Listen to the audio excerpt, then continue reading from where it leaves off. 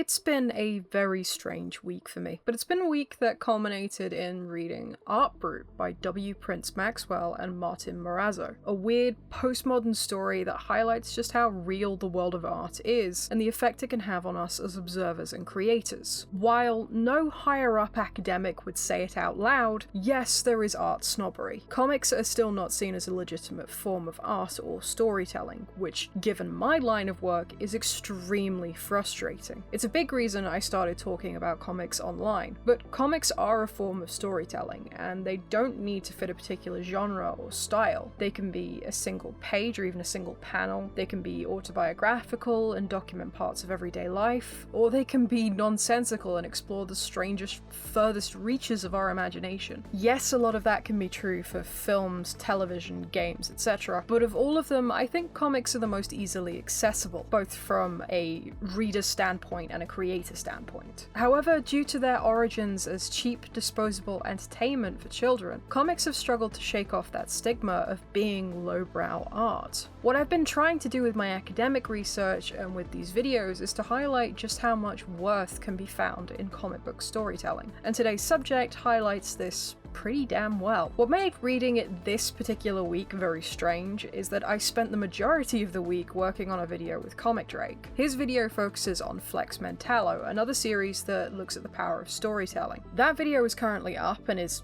really damn good, but after spending a fair few days staring at pages from Flex Mentallo, I took a break to see a family friend who was visiting from America. He's a comics writer, so gets pretty good views of what's coming out in the comics world, as well as great recommendations from other writers and readers. I like getting to chat with him, but to my surprise, he actually brought me 2 books for my collection. The first was Joe Golem, Occult Detective, something he thought I'd like since it's mystery and some horror, and it's a lesser discussed Mike Mignola work. The other book was Art Brut. The only description he would give me was, "I think you'll like it."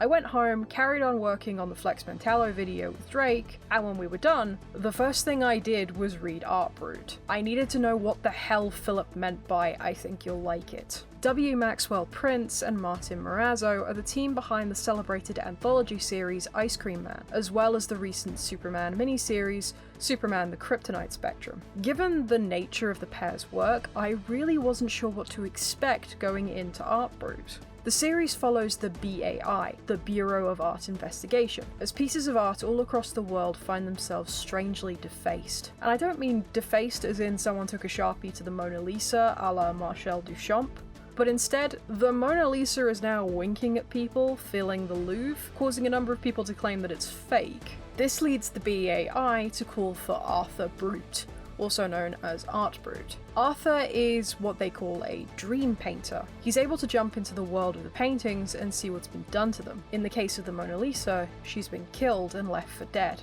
Arthur, director Breslin, and Arthur's mannequin friend Manny uncover a series of crimes against art that have been causing real-world harm. For example, 2 homeless men beat each other to death in Piccadilly Square. The reason? They were fighting over a painting of a can of soup. Art is important to people, but through this story we're seeing the destruction of art literally killing people. At one point, director Breslin comes across a mass murder in an art class. In a room full of the dead, one survivor tells them what happened, stating that it's a free art class for anyone and the usual teacher was apparently out sick. The substitute came in today, placing a painting on the easel. He then states, "Do you know what Matisse said? He said that painters must begin by cutting out their tongues," to which the other members of the class began to cut their own throats. The only reason the survivor didn't is because the teacher creeped her out so much that she didn't look at the painting. The one piece of identifiable information she could say is that the substitute looked like Andy Warhol. The rest of the story follows the Warhol figure attempting to use kids like Arthur in order to destroy art. In his words, they are grotesque, flawed, and repulsive, a stain on the perfect skin of history. Warhol tends the child to use his abilities to erase every mistake and correct every imperfections. There's a clear idea here of how some people can view art as a waste of time or a needless distraction, that it can supposedly haphazardly get in the way of proper work. This mentality often ignores the concept that art can be therapeutic, that we can use it to not only express thoughts we can't necessarily put into words, but want to express. It can communicate ideas with others and can even bring people together. Art can make us happy, can make us cry, can bring us anger, sadness, sorrow, joy, laughter, or stay with us for far longer than we may expect. I don't want to spoil what happens in the story, but a good portion of Arthur's journey through the story highlights the rich inner world that art can produce. Not only the feelings they encapsulate in us, but also the worlds the paintings depict themselves, including the worlds created by the likes of Picasso, Rembrandt, Munch, and many others. Both Prince and Morazzo beautifully depict these worlds, especially in paintings such as The Scream or A Sunday Afternoon on the Grand Jeté. What I think is extremely well handled are the backup stories for each issue. We see these early adventures that show how Arthur ended up in the position we find him in at the beginning of the story. An underlying theme throughout the book is mental stability, and throughout the backup stories, which are styled to look like pages from the Silver Age, we see the various jobs the BIA sends Arthur on, and how it has left Arthur mentally unstable. Throughout these stories, very little care is shown for how these paintings and problems are affecting Arthur. It's heavily implied that a way they have been dealing with him is just medication and a mental asylum. But by the end of the story, Arthur has had to finally put his foot down. I won't say why, because I do want people to check this out, and I think it works best if you don't know what's going to happen going in. But when Arthur leaves the people at the BIA, he uses the same phrase that others have repeated back to him throughout. Didn't anyone tell you? I'm fucking crazy.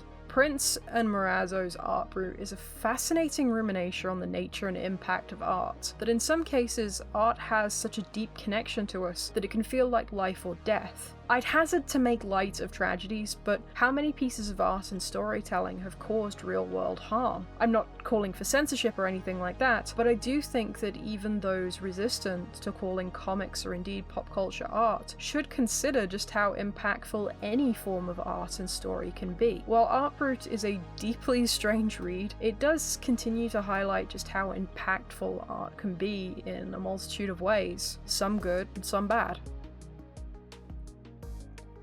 Hey, I imagine this video came out a little shorter than some of my last few, but I just wanted to talk about this. I've read recently and I really liked it, and it's been a very, very busy few weeks. Incidentally, did you know that you can get rheumatoid arthritis in your eye? Because I didn't until now. I guess I should start saying the usual YouTuber lines of, hey, if you like what you saw, please don't forget to like, comment, and subscribe. Currently only 6% of my views come from subscribers. God, that felt very stupid to do, but oh well. So, I've got to go work on a conference paper. It's less than 2 weeks away and I'm starting to panic.